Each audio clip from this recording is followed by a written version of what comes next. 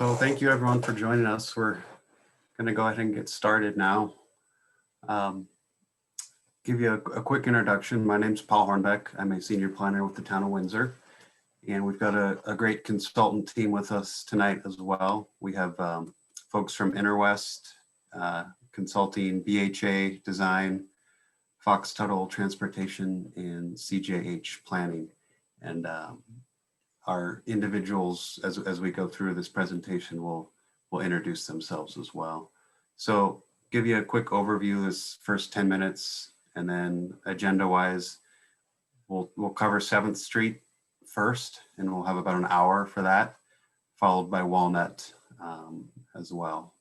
So looking at where we've been schedule-wise, we kicked off these two projects looking at 7th Street and Walnut Street back in August of this year. At that time, we launched the project with a website, and we're looking at possible goals for the projects, performance measures to measure if we're achieving those goals.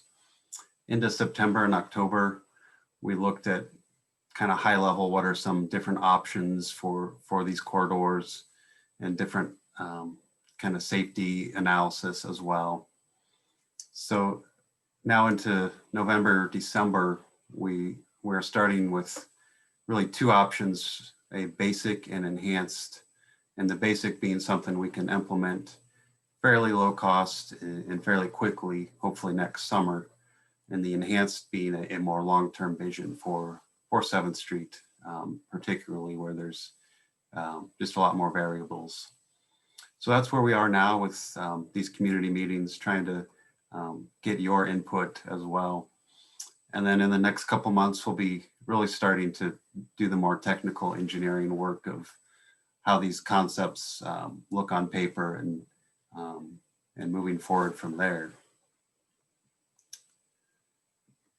So the Transportation Master Plan was adopted earlier this year, and it's a document that really looks at really guiding the transportation vision for the next 20 years or so in Windsor. And that's one of the main reasons we're looking at 7th Street as well as Walnut, as they were both identified as high priority projects due to a number of factors, crashes, and just kind of their importance in the central part of town. And 7th Street in particular was identified as a protected bike lane, meaning it would have some sort of kind of buffer and protection against traffic to make it a more low stress network. And then on the next slide, you'll see the Transportation Master Plan also identified priority pedestrian areas due to proximity to schools and other areas that really generate pedestrian traffic. So 7th and Walnut are both really in those kind of hot zones for higher pedestrian activity. So up to this point, we've done a lot of outreach, trying to get as much community input as we can, as that's really important to make sure we're hearing your voices and incorporating what you want to see in these corridors. We've sent out postcards, engaged in social media posts, put up signs in the corridors, and have had some other emails and videos and newsletters we've sent out of trying to engage the community. And next slide. So I mentioned the goals that we worked on. If you're with us at our last meeting, we had these as kind of draft goals, and we've really narrowed these down and tried to focus on, I think we had maybe 5 or 6 in the 7th Street corridor. Tried to combine some of those and really get more focused on what our top priorities are for these corridors. So not necessarily going to read those word for word for you, but really creating corridors that work for all modes of travel, keeping the fiscal side of things in mind, and also looking at landscaping in 7th Street, really trying to beautify the corridor. And also in Walnut, similar goals, building a safe east-west bike connection parallel to Main Street, increasing safety and reducing speeds are what we're looking for on Walnut. Okay. And then, so I mentioned we have a basic and enhanced option. So a little more detail on what the basic design, some of those parameters, what that means. So it's looking at having an immediate impact to address safety, comfort, and connectivity in these corridors, something that can be constructed fairly quickly, hopefully within 3 months, and something that we hopefully would start construction in the 2021 this summer. It's also something that could be removed if issues arise and it's proves not to be a good option. So they can be somewhat temporary in nature, but they also work with phasing into the more enhanced design where we can build upon those. Something that would be funded through the town's existing budget. Maintenance can occur with existing staff and equipment. They would meet all relevant safety guidelines, and there would need to be education and enforcement, likely with new traffic designs. And most are not a long-term solution. So they're, we talk about maybe 2 years as a time frame where we would then kind of try and phase into the more permanent solution. So next slide. And then the enhanced design is, it's incrementally built over potentially a decade or so. And again, funded from the town's budget, but also there'd be options for grants and things of that nature. It would include landscaping, lighting, signage, utility upgrades, and there could be new maintenance responsibilities. And it's a much bigger budget number we'd be looking at. And we'll get into some images so you can visualize these better as we go through. And with that, I think, Carlos, I will turn it over to you. Great. Thanks, Paul. Good evening, everybody. Thanks for being here. We really appreciate it. We know you have things going on tonight and it's a holiday season, so I appreciate that everyone's engaged and interested. I'm Carlos Hernandez. My company is CJH Planning, and I am part of the consulting team that competed and won this project to support the town. I'm going to try to keep everybody organized and on schedule tonight. Ideally, we're wrapping up just around 9 o'clock. If you just joined us, we're going to do Walnut. We're going to cover we're going to cover 7th Street first, and we're going to do that till about 8:05. And then we're going to move on to Walnut Street. And so part of this evening, to keep it interactive, is to engage with you in some new mediums. And so if you weren't with us at our last webinar, no problem. We'll walk you through really quickly how we're going to do that. And then if you'd like to know more about what happened on the first webinars, the videos are actually on the website. So just like tonight, we're recording this so that people who are not here can go back and watch it, including town board members who may or may not be able to attend right now. And then also existing conditions in the conversation we had with town board a couple weeks ago is also on the website. So if you are not, you're feeling like you're missing a piece and we're like jumping in too quick, know that there's about 6 or 8 weeks worth of work that lives on the website that was, we're not covering tonight, but was included before. So one of the things we're going to do is ask you some polling questions tonight. And I'm going to do one of those in a second here so you can see how it works. There's a control bar up at the top or on the side. And there's a little thing that you're going to see here in a minute come up that will let you respond to the poll. The other thing that we're going to ask you to do tonight is, as you see the designs that Steve and Alicia are going to show you, if you have questions about them or you have comments, you can use the question and answer tool. And we were going to record all your questions, and then we're going to have a break at around 7:50, and we'll go through those and try to respond to all of them. If we get a lot, we might not be able to respond to all of them tonight, but we will follow up with you with those questions that you bring up if we can't get to all of them. So, so that's the interactive piece tonight. So please, as you're seeing these things, you can add in there into the chat or the Q&A, and we're not disregarding them. We're looking at them, but there's a set time when we're going to be able to go through them. Okay, so The first polling question that we want to ask you tonight is getting a sense of who's here tonight so that we can make sure that we cover the topics in a timely manner. So Paul, I need a thumbs up. Can you see this first polling question? Great. So you'll see we have 5 or 6 of these, and we're going to ask you after you see the design some more questions. But the first one tonight is what best describes your interest in these projects? So do you live along one of them? First response. Or you live in the general area. You may not live like right along it, but you live in the area. Or you just live in Windsor and you're interested. Maybe you operate a business nearby and that's why you're engaged. None of the above describe you. You may not be a Windsor resident or somewhere else, or you can choose not to answer. That's fine too. If you don't want to do that part, absolutely fine. But this just gives a sense also for everybody who is at home what's going on, because we're going to close this poll in about 15 seconds and you can interactively see the results if I did this right. So I'll give you another second if you want to poll. And I'm going to close in a second here.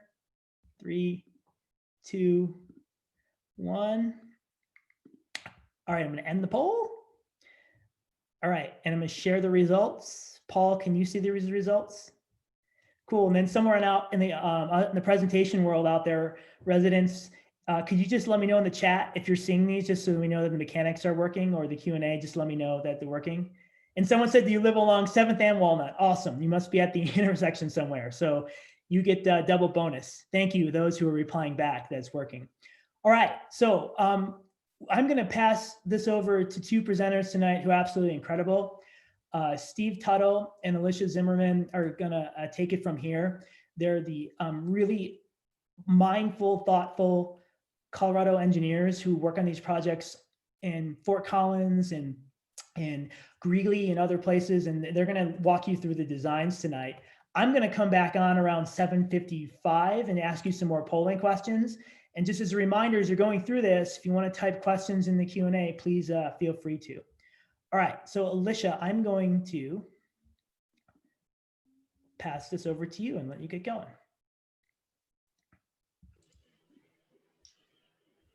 Carlos, I think you're gonna keep moving on these slides while Steve talks and then pass over after. Oh, okay. All right, so Steve-O, you're up. So go to the next slide. So Steve Tuttle with the Fox Tuttle Transportation Group. As Carlos mentioned, Alicia and I are traffic engineers, transportation engineers. So we do a lot of this, but we're going to go ahead and walk through some existing conditions, spend about 5 minutes looking at a toolbox of different things that we considered when looking at a basic and enhanced design. So we thought of a lot of different ideas based on the input we received previously from the community. And then Alicia is going to go ahead and walk through the designs in a little more detail. But 7th Street, existing conditions, taking a look at this right now, we've got some varying right-of-way, varying roadway widths, sidewalk widths, but generally we're dealing with 1 lane in each direction, center left turn lane. North of Main, we have a wider section at around Ash and that area, and it's there we've got some sections where we have 2 lanes in one direction, and you'll kind of see how we tackled some of those differences and variances in the designs. So next slide. And this is a picture probably very familiar with, showing the northbound approach at 7th and Main. So you can see those delineators that keep you from turning left in and out of the gas station on the left there. That's a really short queue. We know that left turn can be busier, particularly when schools are in session. We spent a lot of time watching and analyzing that. But this is kind of the key node. One of the key nodes of this project is this intersection with a state highway at Main Street. And so we'll be talking a lot about how to deal with that intersection. Go ahead, next slide, Carlos. And still looking north, but we're a little bit further south, and we're looking into the Walnut intersection. So you can see here, I mean, this is a very residential kind of feel. We've got pretty close frontages. You know, we have some existing sidewalks here that are pretty narrow, but as a bicyclist, this could be a pretty daunting area to bike in. And next one. And then moving south along the corridor, and we're still looking north, and this is in the section next to both, in the vicinity of both of the apartment complexes. You can see we have on-street parking, and we'll talk a bit about that. If Previously, we spent quite a bit of time getting info from the community and going out and doing parking surveys. And so we're very aware that in some sections of this roadway, it's used differently. And here for sure, we've got quite a bit of parking. But you can see here, we also have a pretty wide roadway width. And here we say these are attached sidewalks. These are right on the street. So next slide. So mentioned that we'd talk a little bit about the toolbox and what we looked at on the 7th corridor. And so they included lots of physical treatments like medians and bump outs, various sort of pedestrian zone areas and signing and marking, protected bike lanes. We looked at some very large concepts, Grand Boulevard that might be incorporating a lot of landscaping, linear parks, pocket parking, and then some different traffic controls like roundabouts and traffic signals, and then some other traffic calming devices, traffic diverters. But we were as we went through this, we were pretty sensitive to the issues that we were hearing. We know that there are some distinct issues in the corridor, such as the Z movement from Stone Mountain to Garden. It's a pretty high volume movement. There's some queuing issues on 7th. Traffic at the intersection of 7th and Walnut, which is unsignalized. And then we've mentioned that the intersection with the state highway at Main. So next slide. And then also some less engineering treatments, and this is where Roger's going to get to talk a little bit later about some of the things we did here. But we certainly heard there are some non-transportation things. There's some urban design and landscaping concepts that we also have in the toolbox, and you can see some of those here. And Roger's going to show some plans and some sketches later that incorporate some of these. And so as far as the nerdy stuff that we're doing that we love to do, doing a lot of modeling of the corridor. As I mentioned, there's the queue that you're probably more familiar with. That picture is from Walnut looking north into 7th and Main. And so the intersections are really the key. It's fairly easy sometimes to add bike facilities, add pedestrian facilities. But as soon as we're in places that we need more capacity to handle cars, that's where the decisions and the trade-offs get tough. And so the intersections really become the key. And we've mentioned all three of those key areas on 7th. And then we're also, so various things that we've looked at in terms of bike lane implementation and how to do it, curb extensions, looked a lot at the northbound lane modifications and have reevaluated the idea of a dual northbound left turn lane potentially. So that's eastbound to northbound. So north to westbound, looking at ways to add capacity as well as to meet the goals of safe and efficient for all modes. So we've really been modeling everything. And as Carlos said, we're not totally there yet. We're still evaluating some of these. At the same time, we're rolling out these initial draft designs, and we'll be going back and refining those based on all that modeling. Next slide.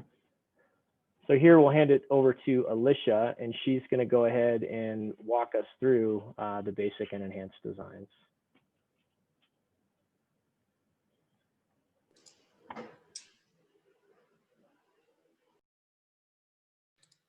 Excuse me.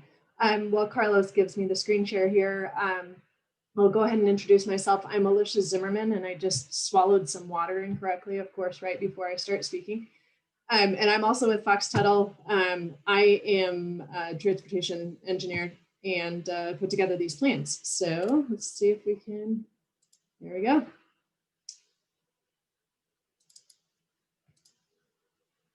All right, folks, let me know if you can't see. We're going to go through some PDFs and we're going to do 7th Street, and we're going to look from the south side to the north. So we're going to zoom in and out of these, and I'm going to try and do it slowly. But just to get you oriented, this is the bottom third of the, I'll get you guys up there. Bottom third, the southern third of the corridor. And just to get you oriented here. Here's the key map, if you can see it. First, we're going to look at this southern third, which is effectively south of Chestnut to the south. Then we're going to look at the middle one that covers Walnut and up to Ash. And then we're going to look at north of Ash. And we're first going to look at that for the basic option that we're looking at. And then we're going to look at it for the enhanced option. So close your eyes while we start.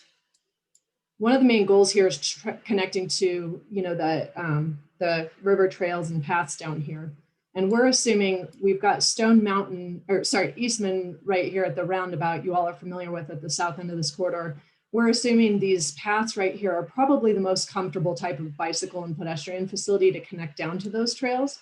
So our project looks at probably potentially starting restriping from that Eastman Park Drive roundabout going to the north. The basic option keeps curb lines where they are as much as we can because of that, fiscal piece that we talked about a little bit earlier, while also trying to improve the safety and the comfort of the multimodal experience through here.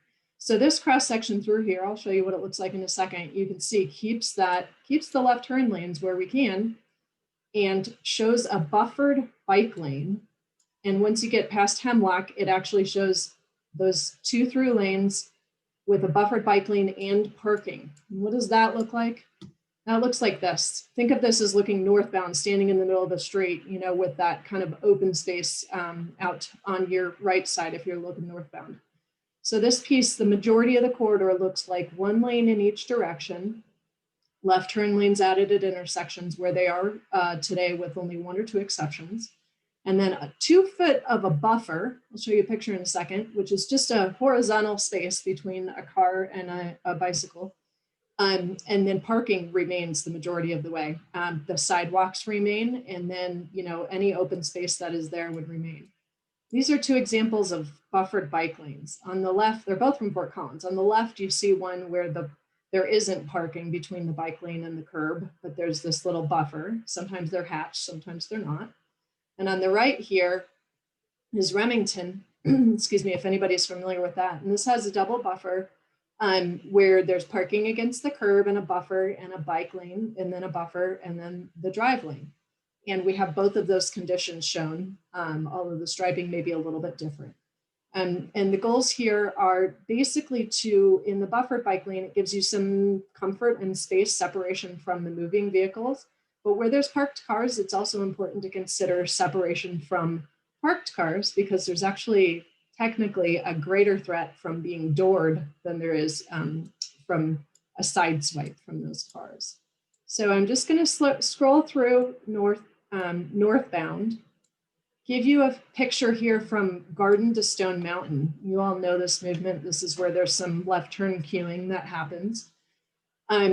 There's currently a crosswalk at one of these locations, but we wanted to potentially enhance these crosswalks, and these median treatments could look, a little bit less permanent, a little bit more permanent, depending on how the funding shakes out. But this option that I'm showing you here has parking on the one side, on the east side, a buffered bike lane, and then 1 lane in each direction, as well as what we call back-to-back turn lanes. And this is how it operates right now. So some of that little, the left turn cues can be conflicting right now. But what it will provide is pedestrian refuge on the outsides of that queuing challenge so that folks can kind of get across the street here to different schools. I'm scrolling up once, I won't do this on a different one, to show you another option for the same set of roads. So Stone Mountain, Garden up to Stone Mountain. And we still have these turn lanes. And in this one, it looks like for some reason it's not rendering here. We can do a side-by-side left turn where you lose the buffer and all you have is bike lanes, but you can have left turns the whole way. So moving up, the rest of the concept through all the way up to Walnut looks about the same. I'm going to go to the next page, which is the middle segment of our corridor. Close your eyes when we get to the bottom here. Okay, so we're down here at Chestnut and we're moving to the north, which I failed to say is to the right if you haven't figured that out yet. As you see, those left turn lanes are still present as much as we can make them present here. We got some left turn lanes here. And then we also added one of those pedestrian refuge islands at Locust as well. That was just because it seemed like a pretty good central location to get folks from east side to west side without having to go all the way down to, the Stone Mountain Garden area or all the way up to Walnut. But if that's not at the right location, feel free to let us know there as well. And back here, our cross section will look familiar. We're back to our buffered bike lanes with parking on each side. Okay. Again, same examples of that buffer. Okay. So now here's where we get to something a little bit different. We're at Walnut. North is still to the right. So Walnut is crossing right here. So we'll get into the treatments approaching Walnut once we talk about Walnut in the next hour. But for now, I'm going to zoom in on how this intersection may look. The idea we had for this intersection was to make it safer and more comfortable for multimodal access across this. It's a pretty intimidating intersection right now, no matter which direction you're going in terms of, you know, being a pedestrian or being a bicyclist or kind of even being a car. I know that there's some left turns that happen here to try and get back, left U-turns, we'll call them, to try and get back to that gas station. And people will turn left here to get down to, you know, some other places along Walnut. But the main thing is, if you're coming across as a pedestrian or a bicycle from east to west or west to east, it's pretty uncomfortable because of the number of lanes you're crossing and the high, you know, left turn activity. So what we've shown here is putting in a refuge island, kind of in a snake or a kite shape, that allows a pedestrian coming, the black crossing our pedestrian markings, to cross and have a little bit of a refuge area so that they can go across when the other direction of travel is open. The bicycles would come across this green striping, so they have their own queuing area and then come across similar in both directions. One key piece here too is you get north-south pedestrian crossing benefits by having a refuge there. And also we have bump outs shown, we call them curb extensions or bump outs on all four corners, which helps do a few different things. You all are actually pretty good at having minimal radii to keep turning speeds slow, but this tries to encourage slow turning speeds or continue to encourage slow turning speeds. And it also reduces the crossing distance. So, you know, when we get all engineering nerdy, we talk about 3.5 feet per second is how fast somebody can walk. But depending on who that person is and what type of user it is, it can be slower than that, or faster than that. And so we try and make that exposure as little time and distance as possible. And that's one of the things that doing these bump outs on all of the corners would do as well. In the basic condition, depending on funding, we would encourage this middle piece to be constructed in some kind of hardscape, whether that's curb and gutter. I'll show a picture in a second. But there are opportunities for some of these other pieces here to be flex post or striped. And we'll kind of work through that in the next months with you all and with the budget as we go. So this, I'm going to show you a picture here of an intersection where a similar treatment has actually already been implemented. This is in Boulder. And I'm looking what would be the equivalent of coming up 7th here. So this would be like Walnut crossing. Crossing configuration is a little different, but basically the pedestrians get to go through. Left turns off of the main line get to go through, but you'll notice that it would be hard to make a left turn off of Walnut and on to 7th. And one of the reasons we've shown that is because of the current number of turns is relatively low, but we do know that it has some impact on some folks, but it increases the clarity of the intersection for those vulnerable users that have safety challenges here. And it also provides that refuge location. So I see a question in here about parking elimination. There's a little bit of parking. You can see there are a little bit of parking impacts. It's about a half a space on each corner in this instance. And we can talk parking in more detail at the end of this too, if we'd like to, if we can. So going north between Walnut and Main Street, you'll see that the striping that's shown in this aerial isn't the current striping. You all are familiar with that. Left turn lane is already extended down. So there's an outbound, northbound through lane next to the left turn lane here. So we were able to keep that, add the right turn lane, which is also a little bit different configuration back in here. Steve can talk about that a little bit more. but basically continue to show those buffer bike lanes as much as we can up through the intersection. When we get to the main intersection, one of the main goals here, the same goals as at Walnut, but with slightly different, crossing needs. One of the main goals here was just to reduce the crossing distance to help increase the safety and comfort for those pedestrians. And also the turning radii are pretty large here. So reducing the crossing distance, but it also helps make sure that when folks are turning, they're turning at turning speed rather than, regular driving speed.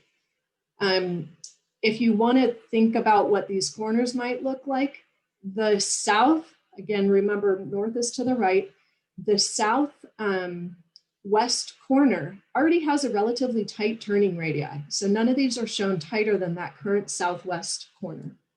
Southwest corner shows an extended bump out, or effectively an extended bump out. And all of the other corners show actually some additional kind of reclaimed space for the multimodal users there. Currently, there's a little bit of an offset, which is why you see these dash lines. There's some other opportunities there. But here are some examples of what those bump outs may look like in the interim, in the basic concept condition. So you can do a paint and post bump out is what they call it. And the paint and post bump out basically has paint, and then these posts are flex posts or flexible bollards, number of different names, but these ones are usually tacked down and they flex if a car bumps into them, but they look sturdy enough that cars don't just want to run them over. And some folks do some colored paint in here. Sometimes it's tan, sometimes it's red, and then sometimes you just leave it the same color as the asphalt. Here's another one that looks a little bit more kind of finished because this may have been a longer term solution. But you can see how the curb is back here in this Chicago example. And it actually kind of extends the area where folks are, queuing, and it also reduces that crossing distance. Zoom out a little bit here. So as we get north of Main Street, the configuration is roughly the same. Right now, there's additional space over here. There's another northbound outbound lane, but the modeling shows us that that's probably not necessary. And so that is what we use to get our buffered bike lanes in that area. This buffered bike lane is a challenge because we have a number of right turns along here that we're going to be looking a little bit further into. But left turn continues or stays at Ash, and same turning conditions here north of Ash and across the railroad tracks. So on to our last, close your eyes, we're going back to the south end of the last section. All right, so we're just north of Ash, north of the railroad tracks. We still have this two-way left turn lane, and we have a buffered bike lane and one lane northbound and one lane southbound. So this will look pretty familiar. It just uses up some of the extra asphalt here. We've left parking in those areas that where there was parking before. It's just a little bit more defined. And then we angle over here up to this area up here connecting to the trail crosswalks, and all the way across we have one northbound, one southbound, and buffered bike lanes to the north end of the project. So that's the basic option. We're about good to go there, unless I hear any screaming coming from the panel here. Okay, we're going to go to the enhanced option. And what we're going to do there is we're going to go through those same panels, but we'll go a lot quicker because most of the stuff looks very similar. The south end is the biggest difference here. So we're back to the south end of the project over here on our key map. Here's Eastman Park, here's the river. Okay, zooming in. So Eastman Park, this looks the same, except we've narrowed the roadway to not have the additional space. There's not really parking that's utilized along here, and reclaimed this area out here for a linear park. We'll have a few photos of that later, a few kind of renderings of that later, but the roadway is narrowed to both to still include the northbound and southbound travel lanes, and a buffered bike lane. So this looks very similar, except in the southern section, it doesn't have parking. But we've added this multi-use path that weaves around on that east side of the roadway, okay? Oops. But here's where it looks a little bit different. This is probably the biggest difference.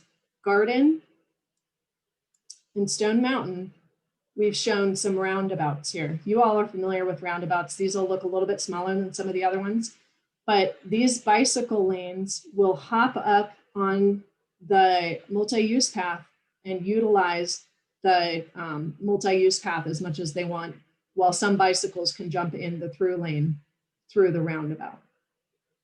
Okay, so we don't have parking in between these two, but we know parking is important in these blocks, so we've reintroduced the parking there, and it kind of goes back to the cross section we've talked about, except that we have this wide multi-use path meandering along the side.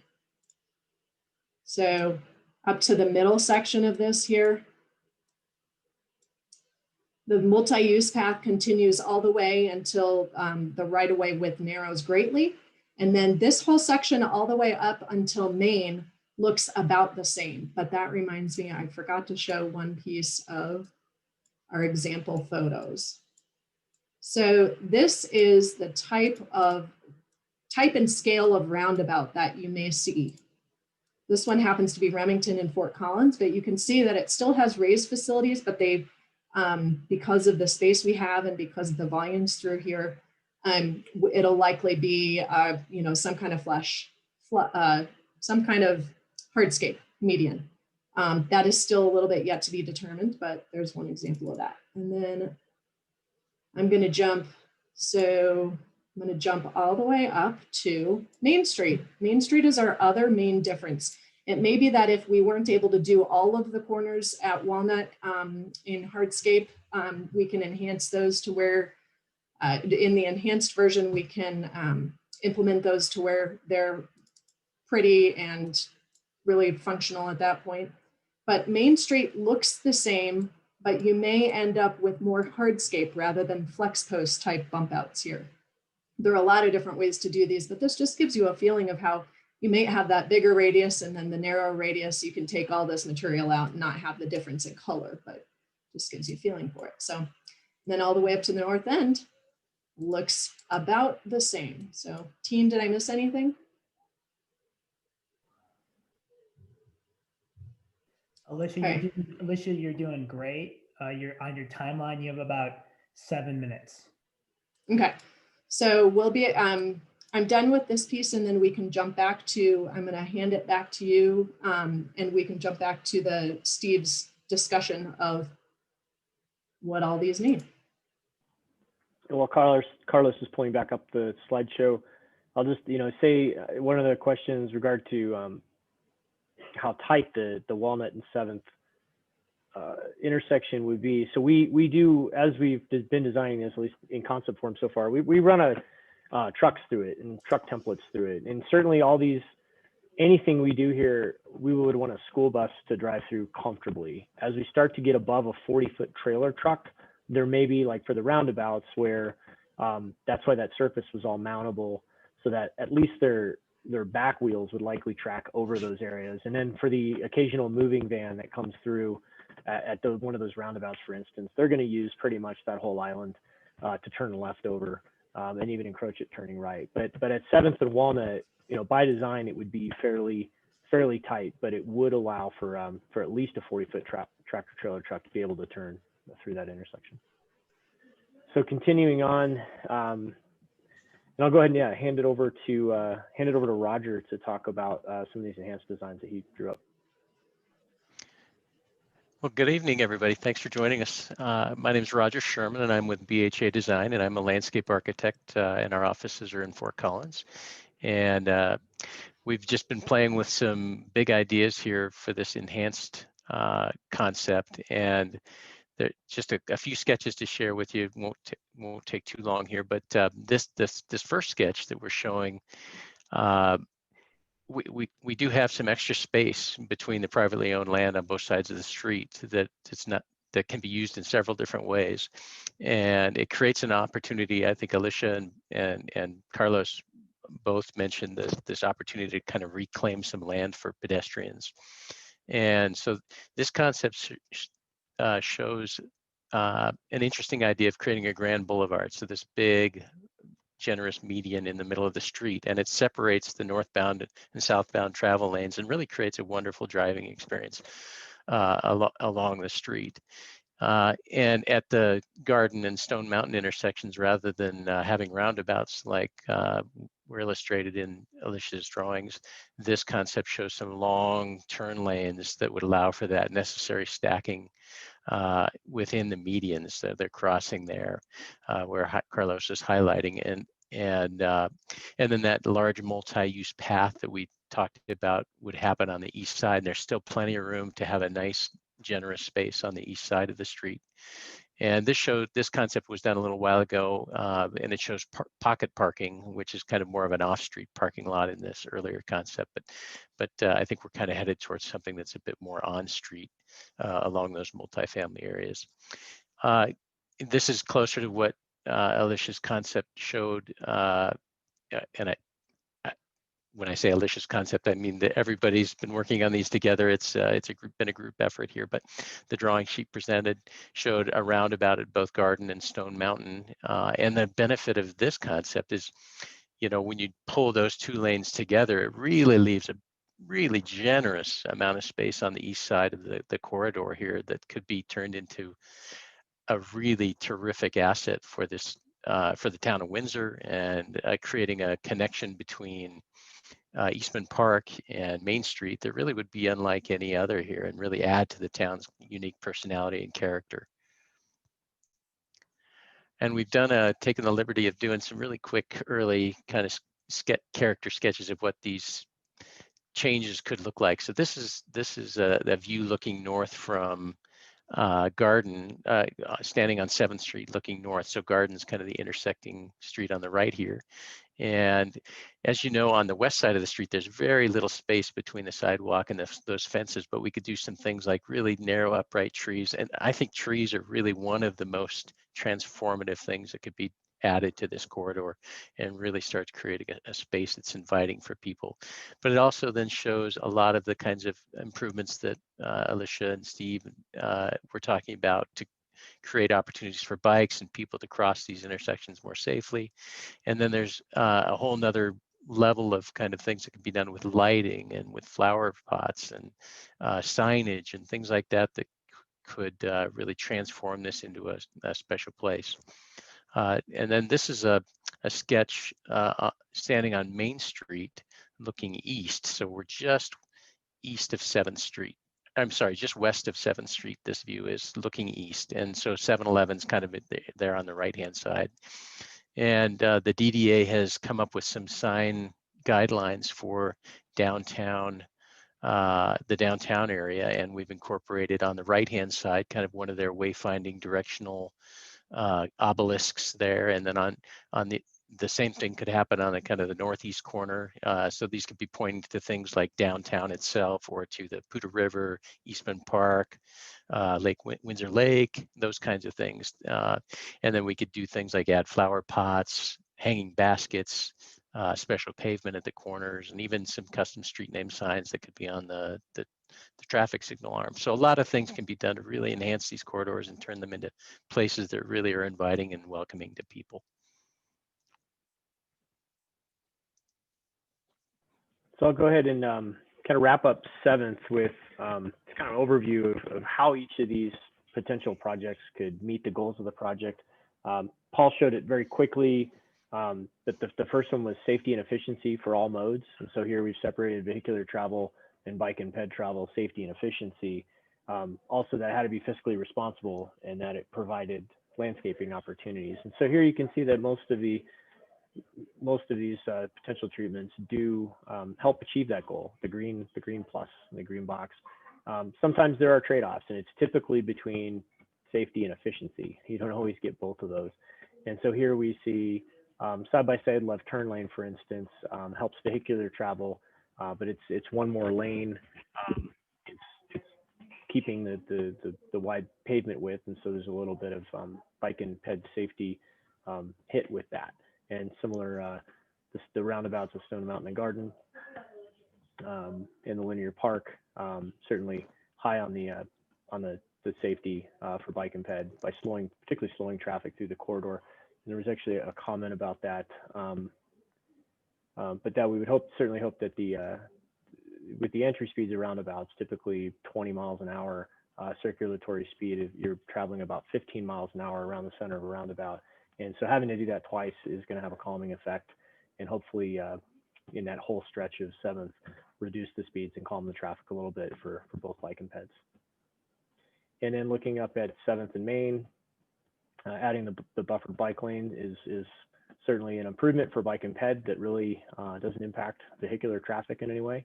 So that's a win-win. Curb extensions, similarly, we have talked with CDOT, and we're certainly understand that to the north is part of the state route, and that we need to accommodate trucks for various movements, not all of them perhaps equally, but that, you know, we're trying to essentially make this as tight as we can, while not prohibiting trucks from being able to make some of these movements, particularly the ones to the state route. And then also these bottom four, well, the northbound left turn lane, which we're still evaluating, that would certainly be more of a capacity improvement for vehicles.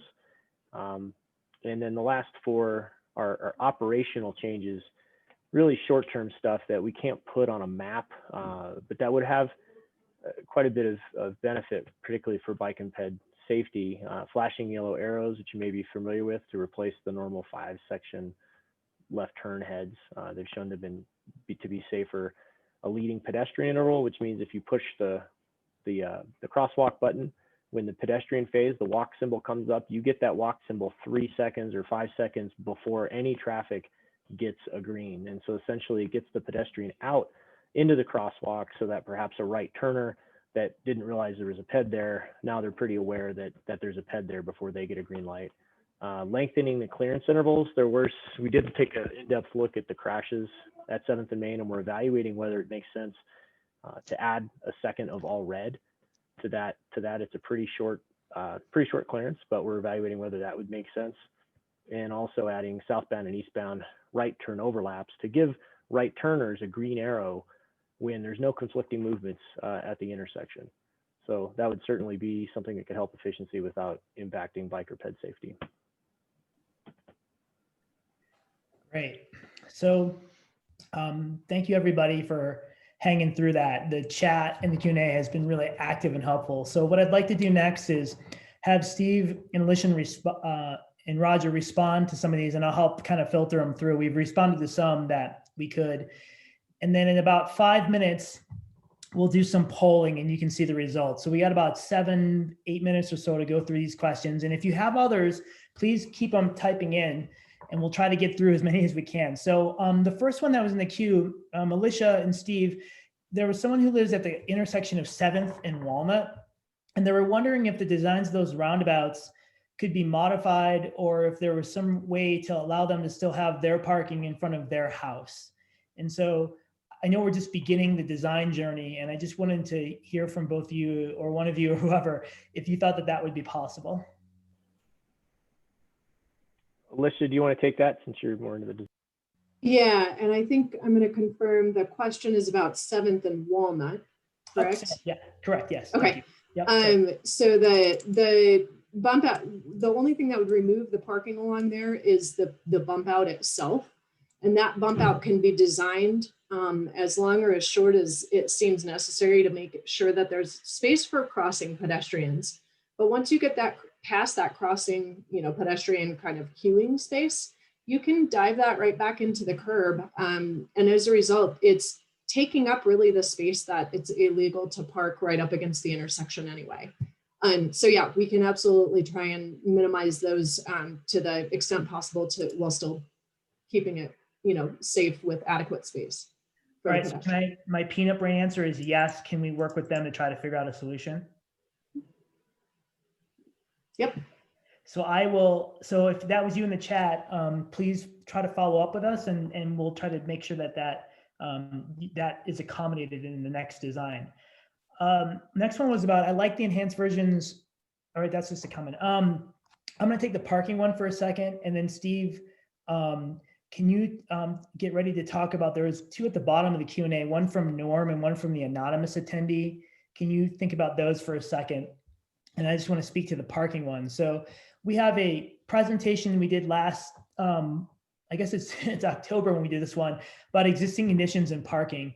And the multifamily housing that exists on the southern end of the corridor, they don't all have parking in the parking lot. That's why you see the on-street parking on 7th Street. And that parking that's in the lot is actually permanent. I believe you only get one space per unit. So that's why you see 10, 7, 8, 9, 10, whatever cars there at different times of the evening and then sometimes during the day. So that parking is kind of critical for those buildings. And then as you get further north in the corridor, so you get north of Elm, the street narrows down and there are some homes that front the street. And so there have been some provisions made in the past to bump out some of the landscaping so that there's parking there. And then today there's obviously parking. And so we're trying to maintain that for those residents that don't have that front the actual 7th Street. So we're trying to maintain parking where we can. Where we're talking about reducing parking is at some of the intersections. And we just talked about that one at 7th and Walnut. And the reason why is if you have cars parking right up kind of near the intersection, it becomes visibly hard to see where people are crossing and interacting. So it's a safety related issue.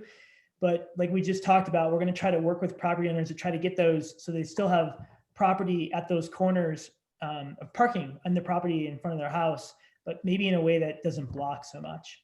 So that's the storyline of parking. If you want to know more, I include the link in the presentation and the Q&A for those first round of meetings that we had about existing conditions. Steve, can you take Norm in the anonymous attendees question? I am. I'm just finishing typing to Norm.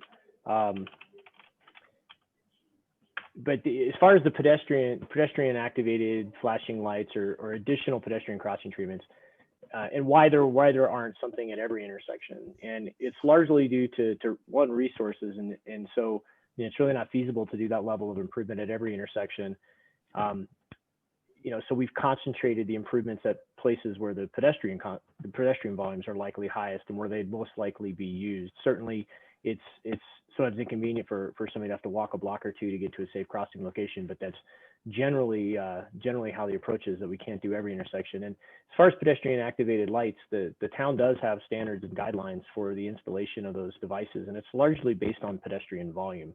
And in most of these locations, or all these locations currently right now, they wouldn't meet that level of pedestrian volume where they would warrant the pedestrian activated flashing devices. However, we've talked about at 7th and Walnut, if we do achieve the success that we want, particularly when we start talking about the Walnut Bikeway, and we do get higher volumes at 7th and Walnut, even with these improvements, that is something that can always be added on at the end. Again, if it meets the town's minimum requirements to have those flashing devices, those could be added if there were still safety concerns, and we wanted to bolster those locations. Okay, we got about 2 minutes left before we can get into the Q&A. So, Steve, you want to talk about Stone Mountain Garden, and then Alicia, I'm going to ask you to talk about the timeline. So the comment was long turning lanes on 7th on Stone Mountain does nothing for people on Stone Mountain trying to turn on the 7th north off of Stone Mountain between 7:30 and 8:30 a.m. and 3 to 5:30, and that's a dangerous situation. And so we did collect peak hour volumes at both those locations, and the location did not meet warrants for installing a traffic signal, for instance. And we follow national guidance for that essentially based on volume says when and where traffic signals or all-way stops could be provided. We, however, did model pretty much all of those types of devices. For instance, and there was a comment earlier about, well, why don't we do three-way stops at either Stone Mountain or Garden and 7th? And we modeled it, and the queues on 7th, we're getting into the like 20, 30 car range, and so we would have extremely long backups all the way up and down 7th, which also doesn't really meet the goals of the project. We're trying to accommodate all modes, and it was just it was too impactful to consider something like a three-way stop. And that's really why we settled on on the roundabouts as the preferred design, because roundabouts do have a high capacity, but they also operate at high efficiency, and they have the calming effect, which I talked about earlier.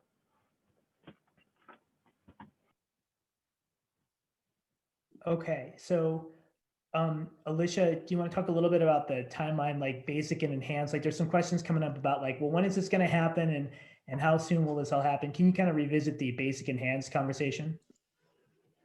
Sure. So the basic options that we've looked at have the goal of being able to be implemented here really shortly with money that is already kind of earmarked for some of these improvements. And those include those flex posts at Main Street and something at Walnut and Main in the middle, but then maybe flex posts on the outside. And then a lot of this restriping, potentially some of the pedestrian refuge islands down in the area that is being shown right now. The enhanced option is more of that like 5 to 10 year time frame once additional monies can be found through grants or through some capital planning funding or some planning for capital funding. And those are more the hardscape improvements for things like this roundabout. So you would hopefully see some of the immediate or some of the basic improvements, the one I went through first, in the next few years, and some of these other ones would be 5 to 10 years out. Okay, so I'm going to have the three of you just read through the Q&A and chat for one more minute while I just put a final point in before we do polling. And this has been really helpful. Of course, I think the town and town board would like to do all of it. Like I think these questions about how we're going to build this roundabout that you see up here, mitigate traffic and crashes. Clearly, everybody wants to do it all, but it's a matter of funding. And remember, from the beginning, there's about $1.2 million next year allocated for 7th Street, the entire corridor. It's about a mile corridor. And so we're trying to work through a design that allows something to happen next year. And but this, these roundabouts that you're seeing here, which are the longer term solution, which would really provide vibrancy and safety, those are way more than the $1.2 million budget, right? So those have to be saved for, grants have to be written. It's going to take some more time to sort those out. But the idea is we don't wait 5 years to do something. The idea is we begin to incrementally make changes. So project team, including Paul, anything else in the Q&A that you wanted to respond to in detail? Obviously, we will try to get into more detail if we overlooked something, but did anybody on the project team see something in here that you feel like we didn't respond to yet? In terms there's one comment about adding visual blocking art or landscape, or not adding visual blocking art or landscape to roundabout or corners. And I'm guessing that's a safety issue, and that we'll definitely think about that as we kind of move through this. And so thanks for that comment. Great. There's one about 15th in Walnut, and that's just a reminder to folks who jumped on the call late that we're covering 7th right now. And in the next hour, we're going to be talking about Walnut. So hang on tight, we'll talk about that. Okay. All right, we will go through these in more detail, and then just one more plug. If you like what you see tonight, but it's coming at you really fast, you can go back and watch this session, and then we're going to have this same session on Thursday evening, 7 to 9 o'clock. So if you want to watch again or participate again, or if you know somebody who couldn't make it tonight, or now that you know about what we're doing, you wanted to spread the word, please do so, because we're going to do this exact same session again on Thursday night. All right, I'm going to ask you some polling questions. So let me go to the 7th Street polling. And in here, I believe there's 3 questions. So the first question, and Paul and team, can you see these? And someone out in chat land, can you just let me know that you're seeing these? Do you think the team has explored an adequate number of options? So do you think that we're kind of running the gamut of everything we could possibly do? Yes, maybe, no, not sure. Or once again, you can choose not to answer. So that's question 1. Question 2, what do you think of the basic design that Alicia showed you for 7th Street? Does it look reasonable? Do you think they need a lot more work before we show them to you again in January? Third answer, please consider something else for January. And then you don't agree with any of it, that's fine. Or you prefer not to answer. With any of this, if you wanted to tell us in the chat, like if you picked I think they need a lot of work, and then you want to tell us in the chat what needs to be worked, please do so, right? And then there's a third question here, that enhanced design, right? This is the design that's probably more than a couple $1 million. It'll take that 4 to 7 year, maybe 10-year timeline, right? Same line of questioning. Do you think they look reasonable? Do you think they need some work before January? You want us to consider something different? You don't agree with any of it, or you prefer not to answer? And once again, for any of these things, when you add in the chat, just let us know, like if you disagree with something, tell us where. So when we go back to the notes, we know you're saying, I don't agree with this here. And then maybe not only just disagreeing, but telling us what you would do, right? Because that's really helpful too. The disagreement is great. Like that's why we're doing this, but we have a design charge to make this road safer and make the enhancements. So also, if you were in our shoes, what would you do, right? So I'll give everybody another 1.5 minutes, 2 minutes here to go through these, and then we'll show you the results.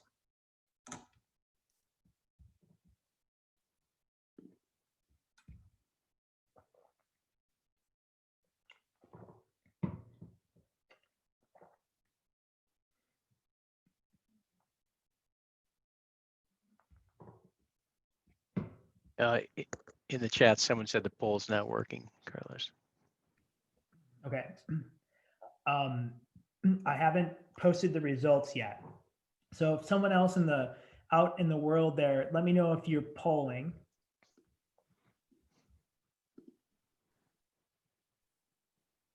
You won't see the results yet. You should be able to enter your results, and I'm seeing them coming in. So, yeah. So Steve, you won't see the results yet, but I definitely see them coming in. And then Steve, if it doesn't work for you, if you want to type in and then let me know what you're thinking, that's another way to do it too. I want to make sure that everybody's voice gets heard in here.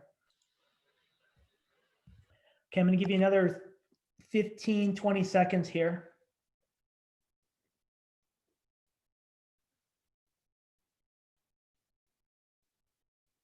Cool. All right, I'm going to end the poll and I'm going to show just the preliminary results. Now, this is not the directive. This is just to get a pulse of kind of what this group is thinking. So do you think the team has explored an adequate number of options? 65% of people saying yes, 17 saying maybe, 4% saying no. And that was one person. So if those of you who are the no's, let us know why no. And then also the yeses, let us know yeses also. Why do you think it's working? That would be really helpful and we appreciate that. The second one was, do you think the basic design for 7th Street, what do you think of it? 70% of you say, hey, it's looking pretty reasonable. 17% of you, 4 of you are saying needs a lot of work before January. That's great. Tell us what work we need to do. And that would be really helpful as we move ahead. 2 people are saying, I don't agree with any of this. Thank you. We got to get everybody's voice in here. So let us know what you're thinking, what you don't agree with. And then also, once again, like, just let us know what you want to do, what you would do different. And then finally, this enhanced option, right? So you're looking at this on the screen. What do you think of the enhanced idea? Looks pretty reasonable. And then there's 3 of you are saying needs some work and maybe you don't agree with it. So once again, if you could just let us know like what part you don't agree with or what part you like. If you don't like it, let us know specifically why, and then also let us know what you may do different. So I'm going to let Steve and Alicia and Roger, anything that you saw in the chat now that's come in, or anything else you want to do before we move on to Walnut Street. And we're like 2 minutes behind schedule, so we're doing great. So if you saw anything else in there that needed a minute of attention, no problem.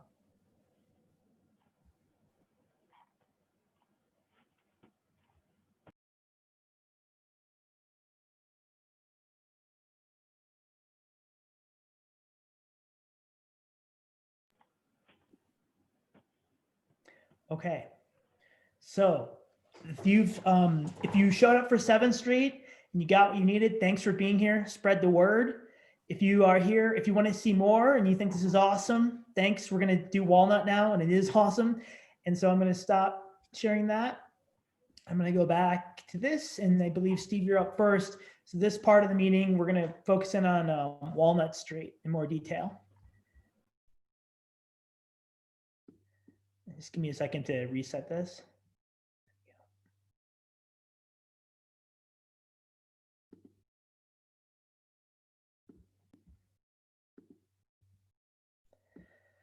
Okay. All right. So Steve, you're up. Yeah, thanks, Carlos. And this is, Walnut Street is, we're sort of combining these projects in this effort, but they really are different streets, going from more of an arterial roadway to more of a neighborhood collector roadway, and slightly different goals for this project. As Paul showed earlier, this is really about making a safe east-west bike connection, about improving safety and having traffic calming and reducing speeds. And you'll see the difference. We really don't talk about capacity. This is a much lower volume roadway, which is kind of why it's ideal to be a parallel bike facility to Main Street, which really isn't very bike friendly. And so these bullets really kind of point that out. No protected place to ride. There's quite a bit of crash history on Main Street.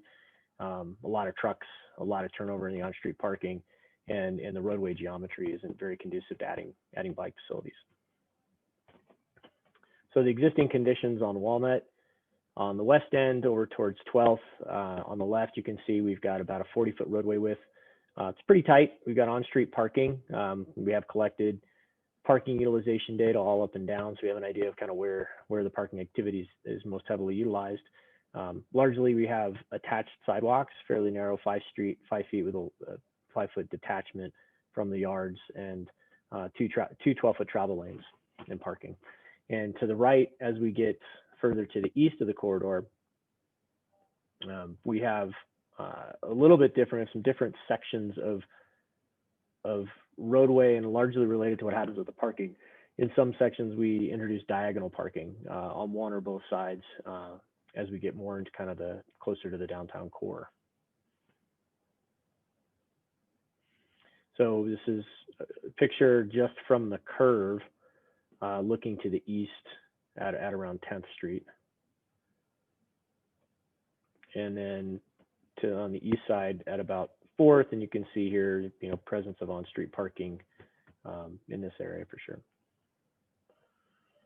And then part of the toolbox that we looked at, largely more of a traffic calming toolbox, appropriate for a collector type roadway. Traffic calming, looking at widening the sidewalks and improving the bike facilities, adding bike lanes, various different types of bike lanes we can get into, but we're not going to go through all these different types. A lot of parking configurations that could be considered, some that are more geared towards bike safety and not having people backing out into bicyclists that they can't see in a bike lane. Looking at some traffic control devices like mini roundabouts and traffic circles, looking at all-way stops, some vertical treatments that there was a couple of questions about 7th and why we didn't consider speed humps or other vertical treatments. And that's because of the classification of that roadway, and the fire department essentially would never allow a vertical device that would slow them down on such a key response route like 7th. However, on Walnut, much lower volume roadway, different classification roadway, that's where we can talk about doing some vertical treatments like speed humps or raised intersections to slow speeds. Looking at traffic diverters, which is essentially what we did, what you saw at 7th and Walnut. That's a traffic diverter that would not allow east-west traffic on Walnut across 7th. And then some narrowing features, traffic calming features like curb extensions and medians. We considered all of these. Okay, so we're going to go to the tour. What I would also make a plug for again, and I'll put the link in the chat. If you were curious about traffic volumes and speed, we did that in existing conditions presentation, but there are definitely people who are driving over the posted speed limit on a pretty regular basis. And so one of the ideas here is to get the speed limits down to where they are posted. So I'll put the link there. And while I'm doing that, Alicia, I'm going to pass this back to you and let you go through the Walnut design.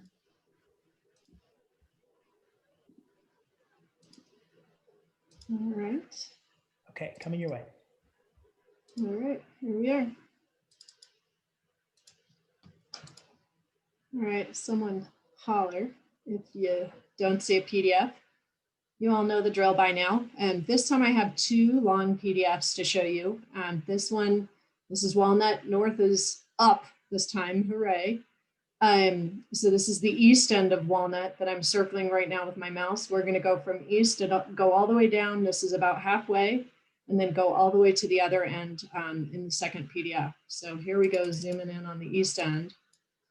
This project currently is shown going all the way out to the Highway 257. Out here, it's a pretty straightforward, just adding bicycle lanes. There's parking that remains along these more industrial uses. But because there's currently parking on both sides, we removed it on the north side because we saw very few actual parked cars in there. What does that look like? This would look what it would look like facing to the east. Just a bike lane against the curb. In this case, it would be a bike lane between the parking and the travel lane. And I forgot to mention on 7th, but in all of these cases, the lanes are narrowed down, not super narrow, but they're narrowed down to a more modern lane width, I guess I would say, which helps a lot with traffic calming and making sure that it doesn't feel like it's, a raceway going through there. That'll especially help on Walnut because the lanes are currently pretty wide. A typical bike lane, most of you are familiar with them. This is one in Denver. This one shows how it looks compared to the parking. So this east end up to Chimney Park Drive and across the railroad tracks. And then once we kind of get into the numbered streets here, we have parking on both sides. It's all currently parallel parking, but it's really wide parallel parking with really wide lanes. So without removing any of the parallel parking, we were able to put buffered bike lanes in. You saw the buffered bike lanes last time. These ones look a little different because they may or may not have the stubble buffer.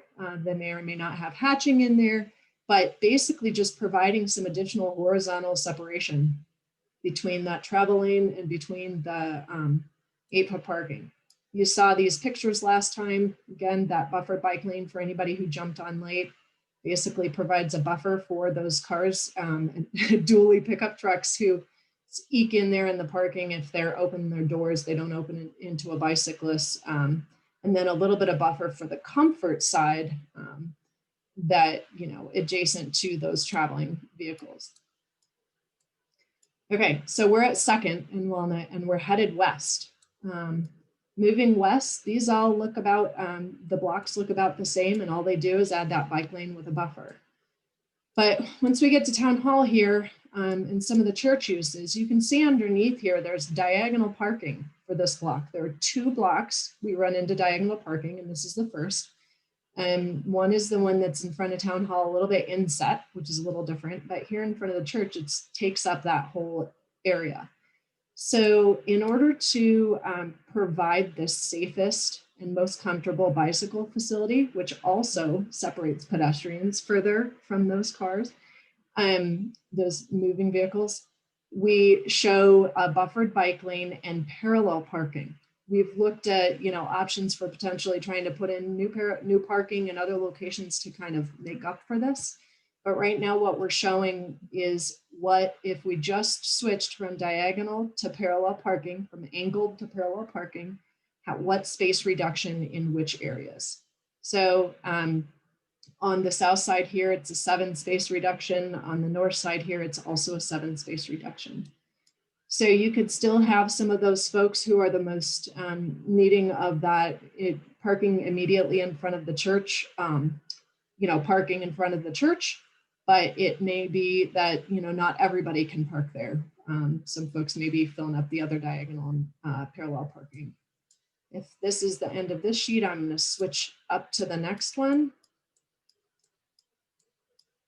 There you go. So the other block is between 5th and 6th, the other block where there's a little bit of a parking change that we've shown on this option. And again, it's the same idea. This block isn't all parallel. It's not currently all angled. There are a few parallel spaces. So we kind of continue that trend and swap those out to parallel in this concept. I'm not even going to show you what that cross section looks like because it's the same as what we looked at last time. And in this location, there's an 8 space reduction. And, you know, if we get into the kind of parking offset discussion later, we can talk a little bit more about that. But for simplicity, that's where we'll leave it. Moving on to the west at 7th, you all have seen this one before. It looks the same. 7th and Walnut, again, for those, if there's anybody who joined us after we talked about that, bicycles and pedestrians, the main goal through here is to, you know, improve safety, to do some traffic calming, improve clarity to the multimodal users. And from particularly a pedestrian perspective, it is so much less complicated to cross fewer lanes of traffic at a time and to have a safe space to be in the middle. Same, we talked about it last time, but the same goes for the Walnut quote unquote option, is that for sure we would want to see if we can do more permanent materials in the middle so that it's a safer and clearer space, and then potentially permanent materials on these refuges. And then these materials, if we can get them on the outside, being a little more permanent, but they may be some flex posts to start with. Left turns are maintained off of off of 7th, but you would no longer be able to turn left off of Walnut onto 7th, which was difficult to start with. I did tell you we would talk about how the bicycles cross once we started talking about Walnut here. So the bicycle, somebody on a bicycle is already between the parking and the travel lane. We have this little bit of a buffer. This travel lane becomes what we call a trap left turn lane. It basically means you are, the through lane becomes a right turn, not left turn. Through lane becomes a right turn lane. And so this would feel a little bit like when you're coming up to an intersection and you turn across, or you go across the dashes that are a bike lane and go into your right turn bay. So that's what the cars would do. And the bicycles would come across this green dashing, which would be kind of supplemental green marking on the pavement to show that bicycles are going to be crossing here. And then they're in the middle. And the benefit of this is that they're not to the right of a right turner. And if a right turner is sitting here turning from westbound to northbound, they're going to be looking to the left to see if there's anybody coming. And if you're a bicycle and you're on the right side, they're not going to be looking at you as you're crossing. So that helps separate those conflict areas before they happen, when they're all able to be clearer. So the bicycle would then proceed across and then go back into their own lane.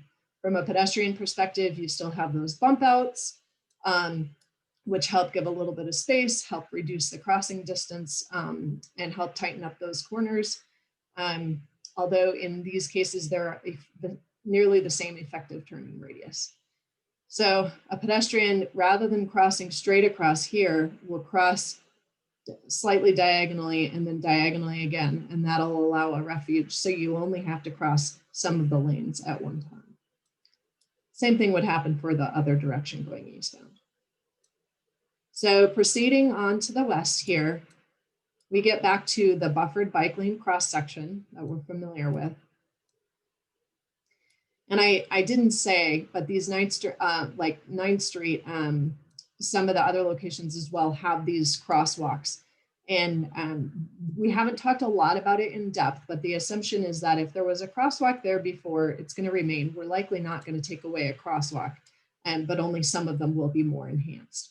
So 9th Street is a connection up to the signal where you can cross to the schools.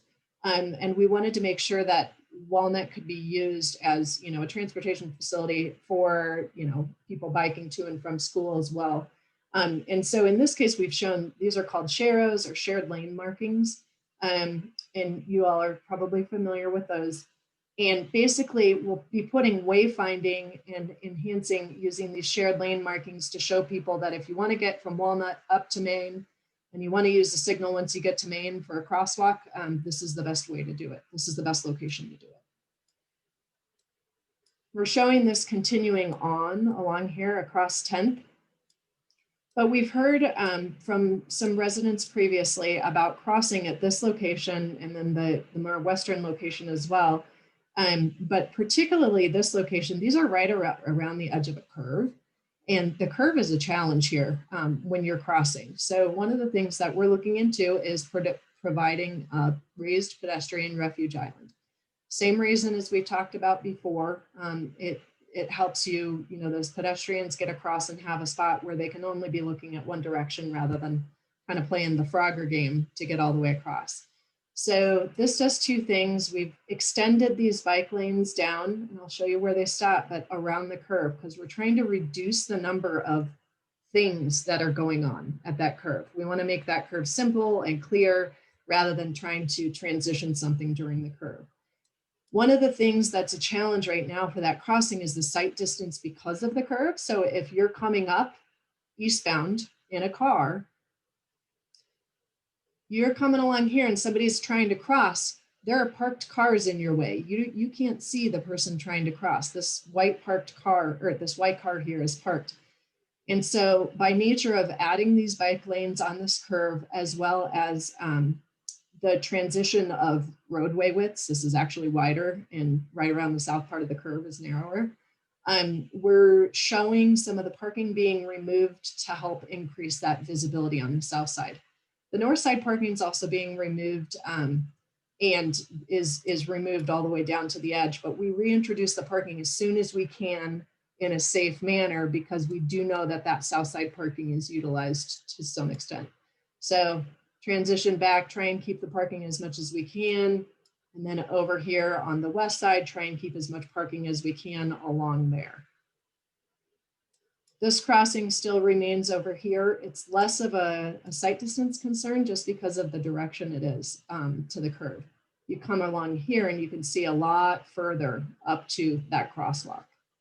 And I think it's a less heavily used crosswalk, but correct me if I'm wrong. So as we continue on, we are currently showing this, the end of the current concept at Cottonwood Drive.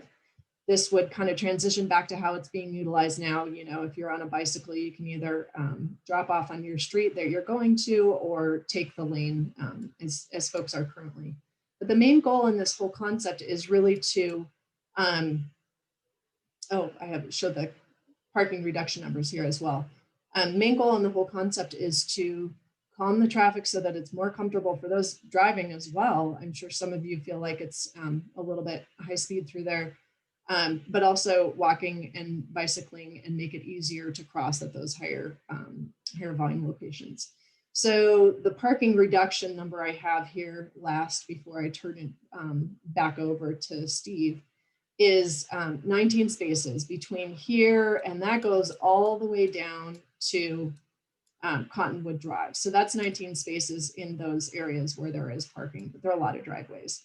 17 spaces is a little bit tighter through here because there's more concentrated parking. So not quite as much on the south side, but I do know that that's valued parking, so we try to keep as much as we could. And that's it. Let me back up and make sure that as a reminder, you all saw these photos of what 7th and Walnut crossing might look like. I showed you this top one, but this bottom one is what it would look like coming up from the Walnut side. This is, again, the same example from Boulder at Spruce and Folsom, but it's the perpendicular, the kind of Walnut approach. This is a little different configuration. For a pedestrian here, you would actually cross like this rather than crossing twice. But it just gives you a feeling for, there's a refuge out there rather than having to cross all the way to the other side. And in our case, the bicycle, that somebody on a bicycle would be up on the inside here. And then again, we've already been through our buffered bike lane and our cross section. So that's it for that Walnut option.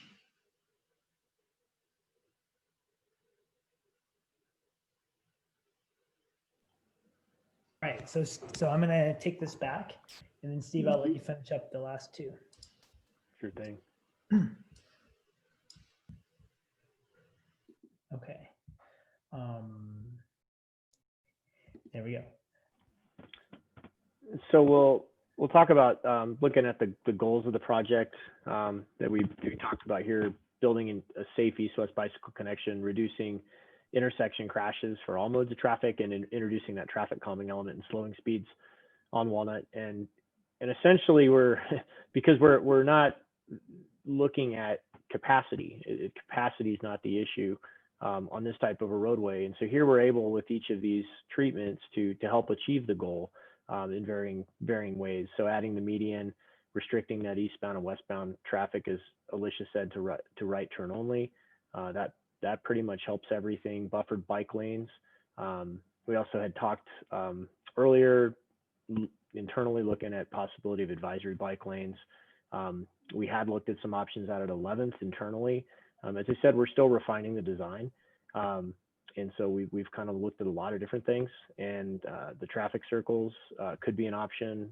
We didn't really talk in this, and we've seen some comments about speed humps, about spot treatments to help mitigate speeds. With any of these bike lane options on Walnut, there could still be the opportunity to add things like speed humps or neighborhood traffic circles. And so those are still things that we're considering moving towards the final design. We appreciate your comments on all of those. And certainly the on-street parking modifications, which ends up probably being one of the most complicated parts of this project, given the demand for parking and the trade-offs associated with that.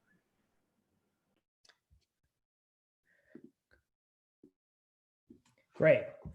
All right. So there's some good questions coming in to the chat. So let's spend a few minutes going through those before we take the time to scroll back. So Alicia, actually probably the best way to facilitate this is to let you go back to the design. I want to talk about parking for a second in some of the questions. So I'm going to just give me a second, folks, to just make the change here. Alicia, I'm going to make you the presenter again. And can you go to the design where you're kind of debating parallel versus angled parking? I just want to make sure we put that up. So let me go there. There we go. So thank you for those in the Q&A in the chat that are responding related to the parking question. And the good news is we have another 6 or 8 weeks where we're working on this design. So what you're seeing tonight is not final. Reason why we're doing this tonight is so that we don't get too far along with the design and the money that it costs to do the design, and then roll it out to you and it doesn't work, right? So the idea is that we try to find some compromise in all this, and that's what we're all trying to do these days, right? So can you zoom in there just for a minute? So the idea here is we're trying to make a positive, safe experience for everybody. And one of the challenges with riding your bike east-west along Main Street is there's angled parking on Main Street, and angled parking is not so great, right? As Liz said, like, because when you're riding along and you're say you're going eastbound in this, or sorry, westbound in this direction, and you're riding along and someone's reversing out, they don't see you. So when you have cars parked like that on the north side of the street and they're backing out, it's very difficult to look over your right shoulder through your rear window. And then sometimes there's like a big truck parked there, or even if not, there might be another car. And so it's really difficult when you're backing out to see somebody who might be riding the bike. So the idea with having parallel parking, right, is that when you're a driver, you're on the side where you're closest to that bike lane, you can actually see whether someone's coming through or not. And so when you're making that movement in and out, it's really visible. So it's really not great to have headed angled parking like exists near the bike lane. So we've been debating about kind of different treatments and formats for that, right? And I guess the message here is, if it was easy, it probably would have already been done. And we're going to need to find a solution that is safe, first of all, for everybody, and that tries to meet the goals that are in these transportation plans, right? And so I'm not sure we have that yet, but I wanted to make sure that those of you who are kind of commenting, thank you for commenting about the parking. We totally respect and understand the demand for parking in this area and how precious every parking space is. And we're trying not to reduce any of it, honestly.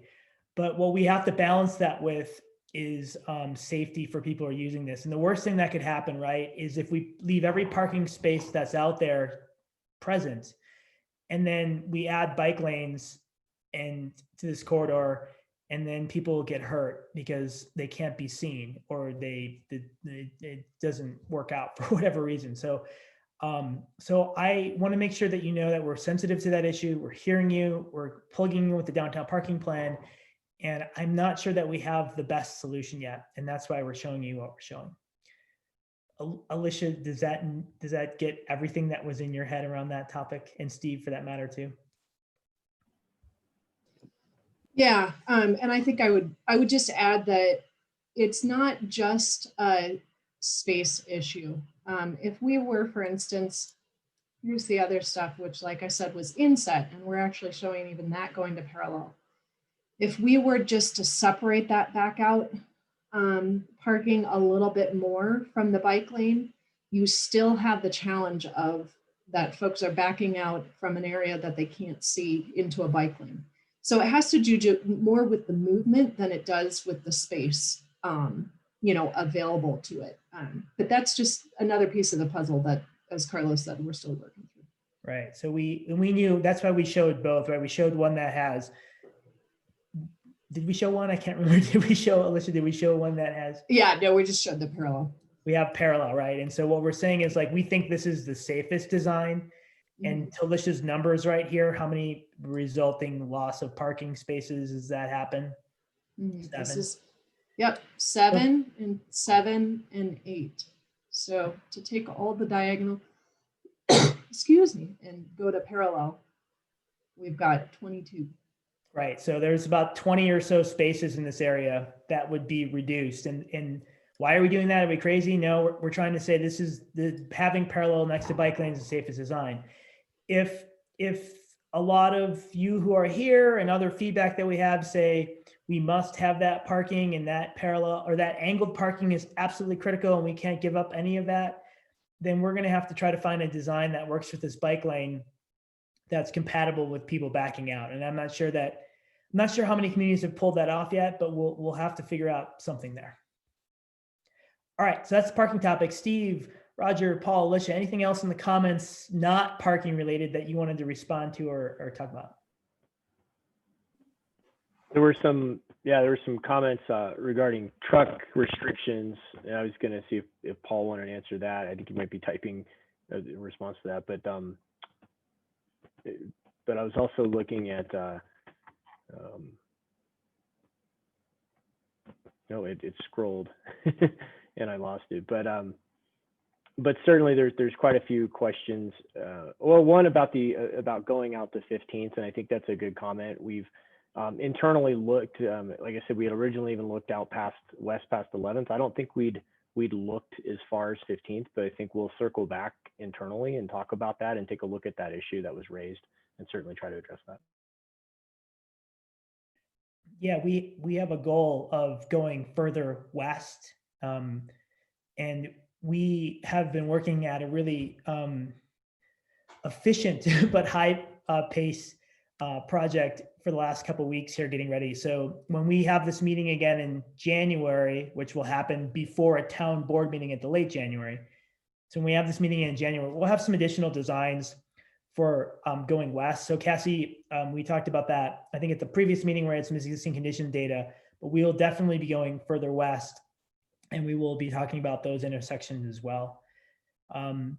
There's been some comments about, can you just move the bike lane in front of the head-in parking? So move the head-in parking away from the curb and then put the bike lane there, right? And we can do that, right? But remember, one of the things that we're trying to do is be responsible with costs and funding, and then also ongoing maintenance of these things. And so you can, in fact, do that. You can basically put the bike lane at the front of the car instead of the back of the car, but you need additional equipment to maintain that space, and you need to do a lot with curbs. And then when those things, when you're riding in that zone, you get to the intersection, right, Alicia, that you get to start to do funky things when you get to the intersection. So it works really good mid-block, but when you arrive at the intersection, you pop out and it gets really challenging. So it's not a basic design. Like what we're working on here is how can we spend in the hundreds of thousands of dollars to make this safer? And when we start doing things like pushing cars out and building new designs and moving curbs, we're talking about the $1 million realm. And that's where we're not certain that there's going to be the funding to do that.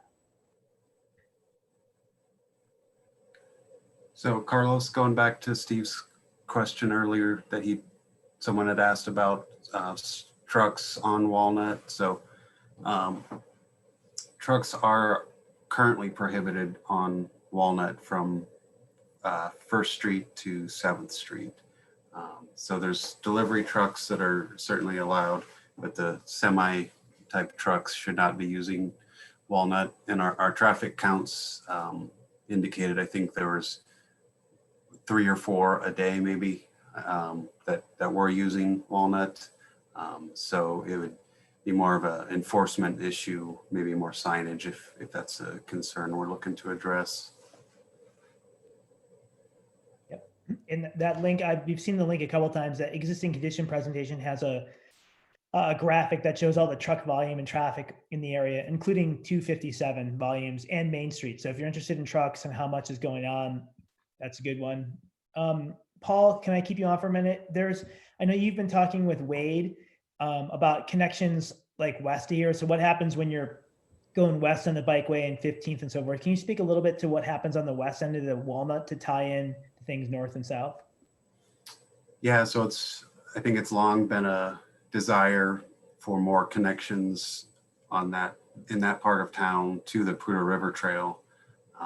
And the Parks Department is trying to come up with a connection, and it's certainly a goal to get a connection. So ideally, Walnut would link up with a trail that connects to the Prudhoe River Trail with some sort of bridge crossing the river and getting folks to the trail.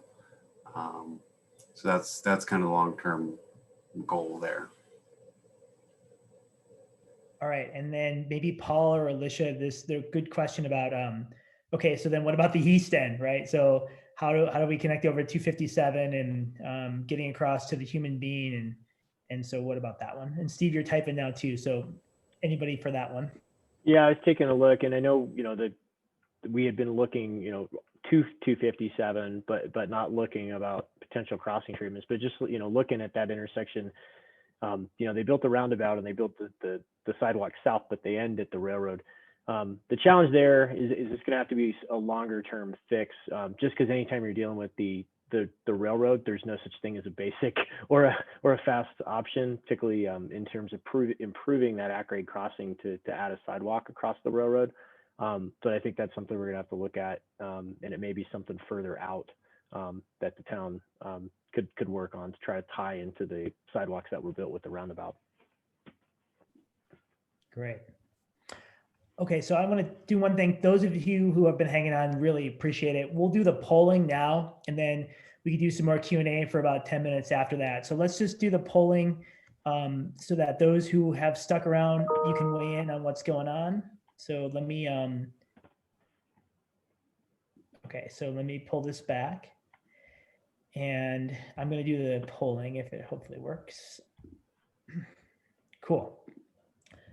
All right, so I'm going to ask project team and then the world out in large, those of you who are on chat or Q&A, let me know if you see the polling questions come up. There are just 2 of them. So, and you've seen these before, right? So first one is, do you think the team has explored an adequate number of options for Walnut Street? Yes, you have. Maybe. No, you have not. Not sure, or you prefer not to answer, right? So once again, this is this toolbox that Steve talked about earlier, like, are we looking at enough? And then we only have a basic design right now. We are working on a possible enhanced design. And then we also have to keep going west. You guys in the audience tonight have called that out, right? But so I'm just going to ask you about the basic design. So what you saw of the basic design tonight, what do you think? Does it look reasonable? Do you think we need to do some more work on it before January? Or do you think we should consider another design? You don't agree with any of it. And once again, if there's something that we need to do some more design on, or you disagree, let us know what you disagree with, and then let us know what you would do if you're in our shoes. So if you're like, yeah, I don't like that parallel parking thing, say, great, like, I want to see parallel parking not angled. And then maybe you could tell us what you do about this question of making it safe, right? So all input is required and needed as we're moving this ahead. So we give everybody about a minute to fill in these 2 questions, and then I will post the results. And then from there, what I'm actually going to ask Paul to do, Paul, I'm going to move up your piece so you could do next steps, so that we could wrap that piece a little early. And then those who wanted to stick around, do some Q&A, would have a little like extra time.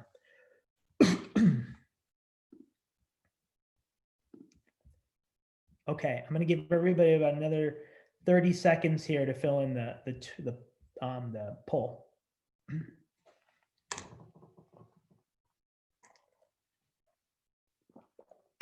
All right, going once. Okay, I'm gonna end the poll and I'm gonna share the results. So, project team, you can see results, all good. We're all out there. So do you think the team has explored an adequate number of options? 50% of you saying yes, 30 saying maybe. So that would be good to hear if you're a maybe, what else you'd like to see. And then a few of you saying no and not sure. And then on Walnut Street, the basic design, does it look reasonable? 7 of you, 70% saying yep. And then some of you saying, yeah, it needs a lot of work and please consider another design. So of course, once again, let us know what you think that design would be as we move forward. All right, I'm going to close the poll, and Paul, I'm going to put the presentation back up. I'm going to ask you to do kind of the wrap up. And then those of you who want to leave, thank you for coming. Spread the word. If you want to come back on Thursday, great. And then those of you who want to hang out, we can do probably another 5-7 minutes of Q&A after this. So let me just go to Paul.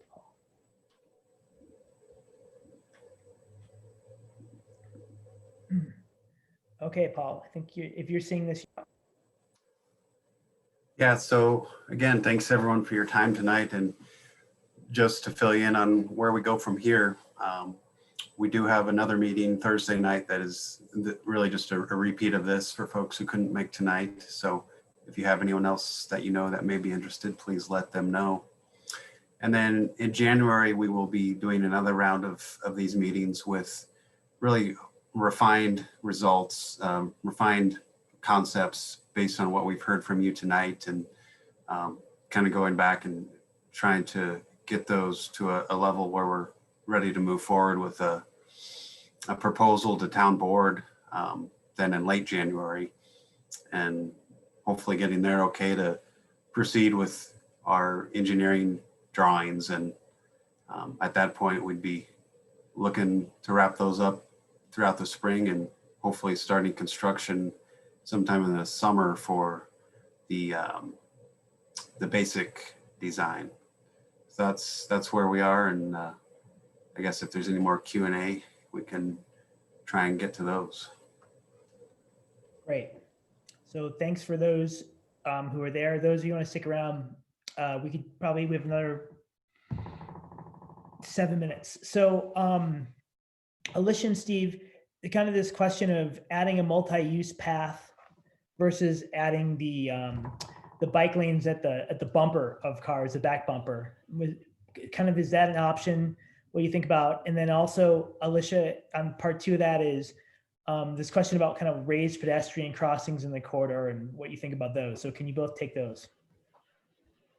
Yeah, was that I might not have seen the one question about putting a multi-use path versus, are you talking about a protected bike lane adjacent to angled parking? I think the idea was, what if you left the angled parking on the north side and Mhm. then you did something on the south side, maybe parallel, or move things in, scrunch it down, you end up with a multi-use path on the south side so that you don't lose as much parking as a result of doing that. Yeah. So if you were to find the money to actually add a multi-use path separately, then for sure that would address the needs of most of the interested but concerned riders, is what we call those folks. I'm sure you've heard it before, but are like me when I have my kids with me, or like those who are not necessarily going out for road rides on the county roads. And I think in an area like this, where it's a more kind of downtown type feel, you might even actually capture the spandex clad if you are able to do the multi-use path off street with concrete and few driveway crossings. It's one of the challenges of doing either a two-way facility and try and fitting it in the existing curb to curb width, or even doing the multi-use path, is that there are a lot of driveways through here. There are a lot of, block by block street crossings. And when you have two directional bicycle travel on one side of the roadway, it can be a challenge, just because not necessarily all of those cars are expecting to look both ways. But it's certainly something that we can continue to look into. Okay. So Karen, I hope you're still here and I hope you're hearing this, but we get what you're saying about the parking. We have some more work to do. So part of the session tonight was to listen, and we're listening. I hope you hear that. We know we got to get a better solution there. So ideally, we'd be able to connect with you, maybe in some people at the church, about this topic before the January meeting again. So we maybe try to do that. Paul, maybe that something we could set up for an hour or a half hour to kind of go through some ideas. And so, so thank you for trying to do that. We're not trying to tell you anything or go in a different direction. I think it's key that we hear what's going on and try to figure it out. So we'll reach out to you. I hope that you have your contact information in here. And I hope Karen Peterson's your name. We'll try to get a hold of you and figure something out. Project team, anything else in the chat or Q&A that you see in there that you want to respond to? Yeah, I just wanted to, Bryce's question, and there was two comments about raised crosswalks on Walnut could help with the speed issues and increase visibility of ped crossings. And certainly I think as we get into the next stage of design, with whatever form of bikeway treatment that we move forward, considerations for keeping the traffic calm and at a slower speed will be given. And I think that's when we can start working with the design team to look at where are locations where we may want to propose a vertical treatment like that, or even a ped refuge like Alicia showed at 10th. And if anybody was really eagle-eyed in the spruce example that she showed from Boulder, there actually was a raised crossing in one of those photos in conjunction with that sort of 7th and Walnut type treatment. So certainly something we'll be taking a look at as we move forward. Awesome. Okay. So I think that at this point we have covered most of, we got a lot of input tonight, really helpful. And this is not the last chance. So if you think of something tomorrow or 2 days from now, if you can go to the web, you can go to the project website, and there are comment forms, there are maps where you can put information on. That Paul's contact information is there as well. And so this is not the last chance that you have to reach out to us. Well, obviously, we're going to be doing this again on Thursday night, and then in January, in early January 2021, which is going to be an awesome year, right? So, so thank you everybody for participating, being part of this tonight. And I think that is it.